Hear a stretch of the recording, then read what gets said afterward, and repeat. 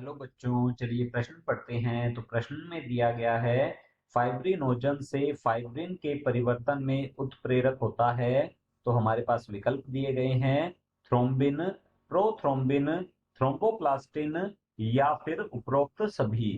तो इस प्रश्न की मुख्य अवधारणा के बारे में हम जान लेते हैं। यहाँ लिखते हैं मुख्य अवधारणा। इस प्रश्न की मुख्य अवधारणा है हमारे पास रक्त स्कंदन। तो यहाँ लिखेंगे रक्त स्कंदन से संबंधित हमारा यह प्रश्न है। रक्त स्कंदन जो है यह एक सुरक्षात्मक क्रियाविधि है। तो यहाँ लिखते हैं हम यह एक सुरक्षात्मक क्रियाविधि है जो कि चोट लगने पर चोट लगने चोट लगने पर यह यह अधिक रक्तस्राव या रक्त बहिस्राव अधिक रक्त बहिस्राव को रोकती है। बहिस्राव बहिस्राव को रोकती रोकती है।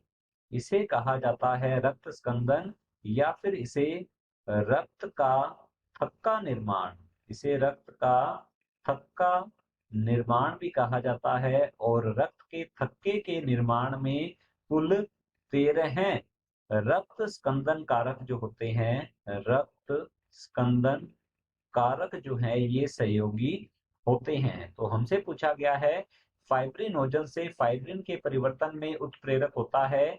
यदि हम बात करें फाइब्रिनोजन की तो लिखेंगे यहाँ पर फाइब्रिनोजन यह एक घुलनशील प्रोटीन होती है।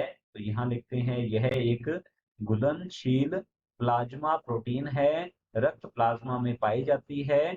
इसे फाइब्रिन में परिवर्तित किया जाता है जो कि अघुलनशील प्रोटीन होती है। तो यहाँ लिखेंगे यह अघुलनशील प्रोटीन होती है और इसके बहुलकीकरण से इसके रेशे बनते हैं और उन रेशों के अंदर क्षतिग्रस्त रक्त कोशिकाएं जमा होकर रक्त का थक्का बनाती हैं। तो फाइब्रिनोजन से फाइब्रिन का निर्माण जो है यह थ्रोम्बिन की उपस्थिति में होता है। तो यहाँ लिखते हैं यह थ्रोम्बिन की उपस्थिति में होता है।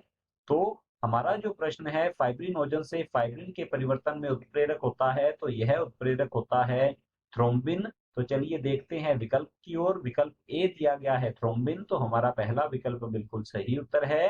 बी दिया गया है प्रोथ्रोम्बिन, तो प्रोथ्रोम्बिन जो है यह एक निष्क्रिय अवस्था होती है।